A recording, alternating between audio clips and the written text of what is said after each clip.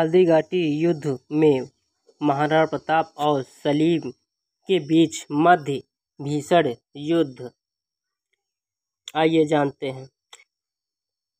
बाद में हल्दीघाटी के युद्ध में करीब 20,000 राजपूत के साथ लेकर महाराणा प्रताप ने मुगल सरदार राजा मान सिंह के 80,000 की सेना का सामना किया। इसमें अकबर ने अपने पुत्र सलीम यानी जहांगीर को युद्ध के लिए भेजा था। जहांगीर को मुंह की खानी पड़ी और वो भी युद्ध भूमि मैदान छोड़कर भाग गया।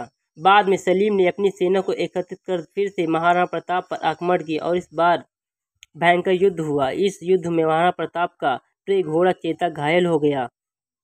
हल्दीघाटी युद्ध के दौरान प्रताप अपने पराक्रम चेतक पर सवार होकर पहाड़ की ओर जा रहे थे, तब उनके पीछे 2 मुगल सैनिक लगे हुए थे।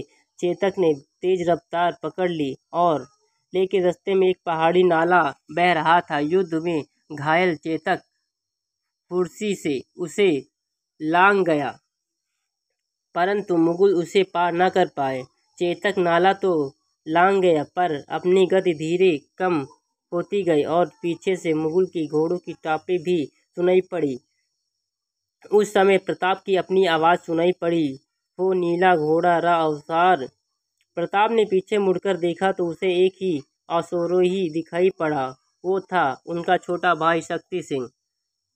प्रताप के साथ व्यक्तिगत विरोध ने उसे देशद्रोही बनाकर अकबर का सेवक बना दिया था और युद्ध स्थल पर वो मुगल पक्ष की तरफ से लड़ रहा था, मगर उसने नीले घोड़े को बिना किसी सेवक के पहाड़ की तरफ जाते हुए देखा तो शक्ति सिंह भी चुपचाप उसके पीछे चल पड़ा था। लेकिन शक्ति सिंह ने दोनों मुगल सेना को मौत के घाट उतार दिया था।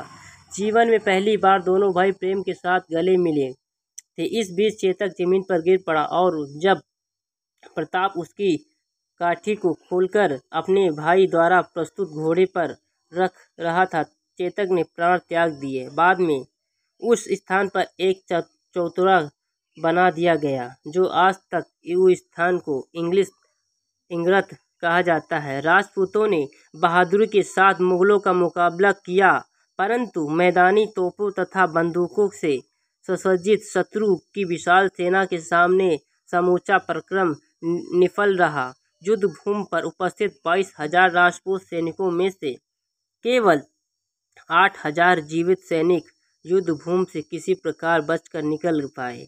महाराणा प्रताप को जंगल में आश्रय लेना पड़ा। अगर आप हमारे चैनल पर नए तो चैनल को सब्सक्राइब करें, कमेंट करें, लाइक करें, शेयर करें, बेल आइकन दबाना ना भूलें।